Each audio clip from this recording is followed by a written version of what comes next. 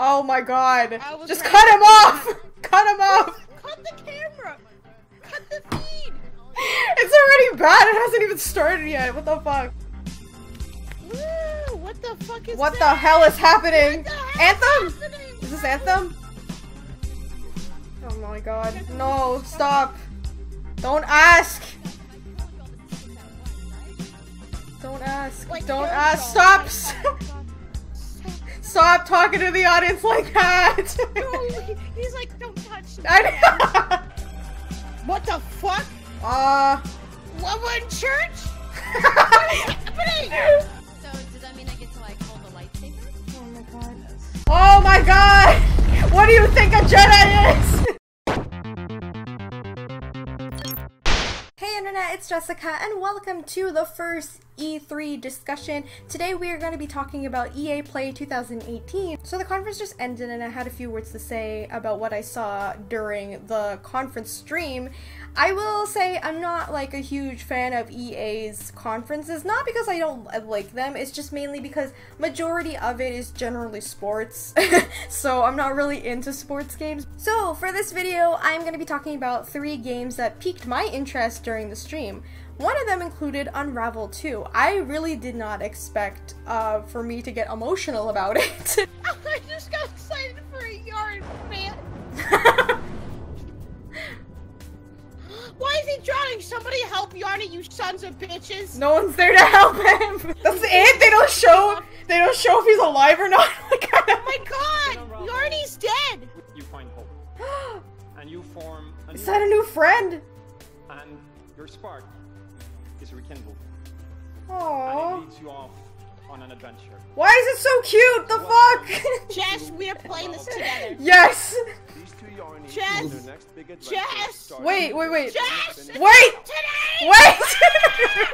I haven't played the first Unravel, which is a very shame on me because I haven't got a chance to play it. But seeing it during the conference was really interesting because it's another co-op game that you could play with your friend, and it definitely reminded me a lot about A Way Out, and it's so cute. It's so cute. Like, it's so freaking adorable, and the meaning behind it, as the game developers were explaining, you can tell how much they actually really love that game. Just like the first time they announced Unravel all those years ago, how nervous he was when he was presenting it, and this time it looked like he was about to cry during the end of it.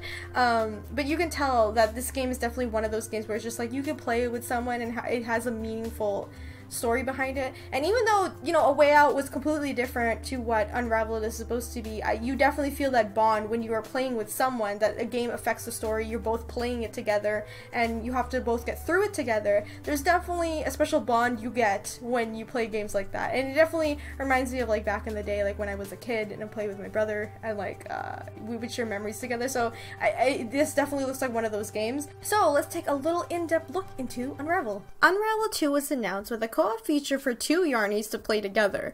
The game is to be based off of childhood memories for the levels, and this game promotes team building and a spark to be formed between the characters. It is said that you can personalize the colors of your Yarny character, and this helps any players who are colorblind. Unravel reminds me of A Way Out, how you must work together to get through the levels, and each player has a role to fill to get across the platform. Unravel is out today for the PS4, Xbox One, and PC, though I'm not sure if this will have online co-op, but it seems like it'll be a couch co-op.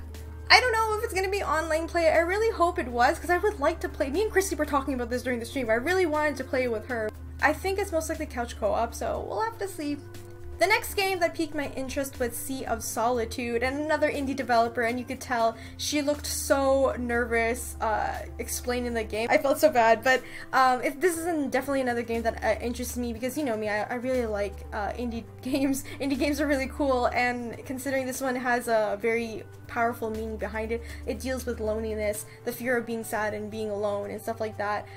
So let's take an in-depth look into it. Sea of Solitude was another indie title that was announced. It's a story of a young woman named Kay who suffers from loneliness, and this turns her into some kind of monster. The game focuses on bringing her humanity back. From the gameplay and trailer that was shown, it seems this is a third-person exploration puzzle game, something like Rime. I get the sense that Sea of Solitude will be a personal experience as it deals with heavy topics with the fear and sadness of dealing with loneliness. Kinda reminds me of Firewatch or What Remains of Edith Finch, that there's a great story behind the platform puzzle. There's no official release date, but it's looking like it'll be sometime next year for the PS4, Xbox One, and PC. It's definitely a puzzle platformer, reminds me of Rhyme, so I'm kind of curious to see how it will all unveil come through the coming months, because they might show it again, maybe at the PlayStation Experience or something like that, or just down the line it will be announced. But it definitely looks like a game that you can tell you're going to have a reflection upon by the end of it, kind of like how I felt when I finished games like Firewatch, What Remains of Edith Finch, and Gone Home. Like, by the end of it, I was just like, wow, that really was something. So I'm hoping that this game will be like that too. And finally, the last game that I was excited for and kind of nervous for was Anthem. Definitely a game I'm interested in, but I'm not sure exactly if I should get it, so let's take an in-depth look into it. And finally, we have Anthem. This is one game I'm actually nervous about. For those of you who follow me, you know that I'm a huge fan of BioWare's games, but when it comes to Anthem, I'm a little bit skeptical because of how different the game is compared to Mass Effect or Dragon Age. Anthem was described as a living shared world, which pretty much means everyone who is playing will see the same thing. For example, everyone will see the same kind of weather. Players can go out on missions and deal with the consequences of their actions. We play as freelancers, a pilot in the suits, who fight against the Dominion.